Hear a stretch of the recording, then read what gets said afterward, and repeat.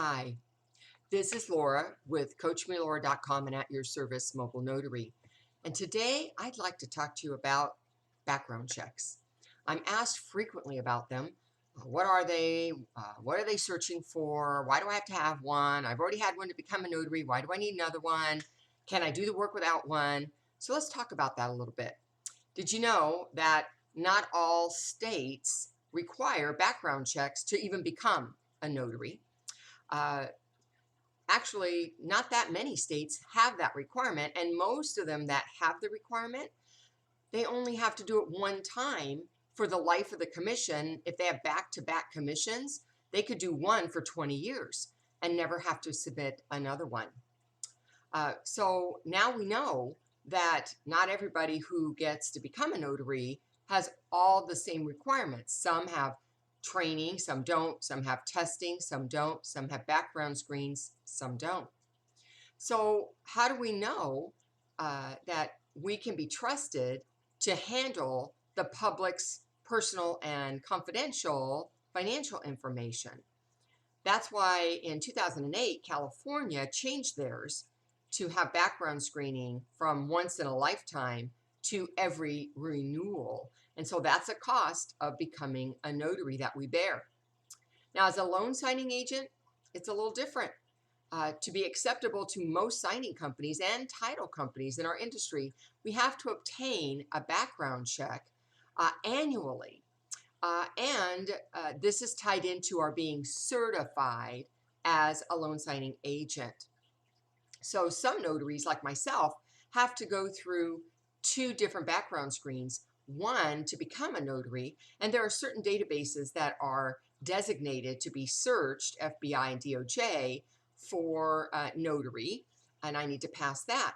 And then when I became an NSA, I have a whole new set of databases that are checked for me to hold that designation.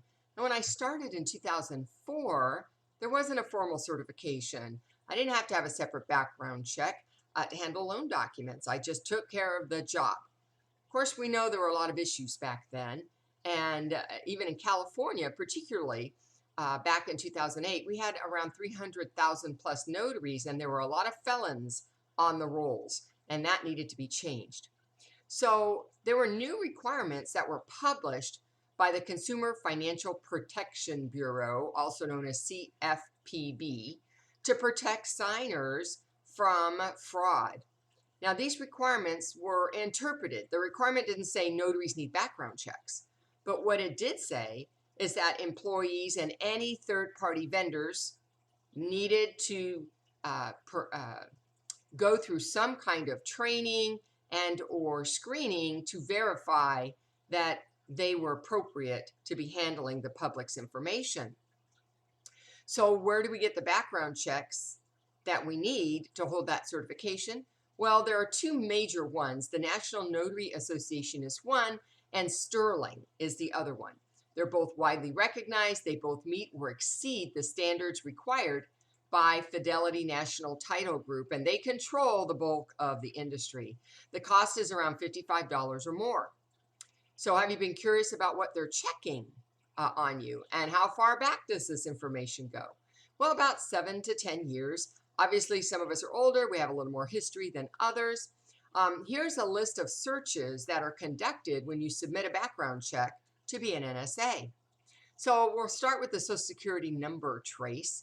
Then we have numerous criminal databases. We have the county criminal court search, statewide criminal search, federal district criminal search, nationwide criminal search, the motor vehicle search, the National Sex Offender Database search.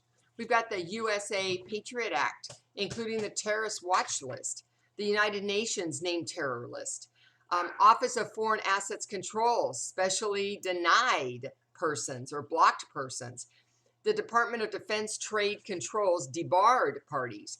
Then we have several that are from the U.S. Bureau of Industry and Security. There's the unverified entry, denied entry, and denied persons list. And then we have the World Bank list of debarred firms. That is a lot of checking going on. So could you pass all these criminal database searches and still fail to get your certification? The answer is yes.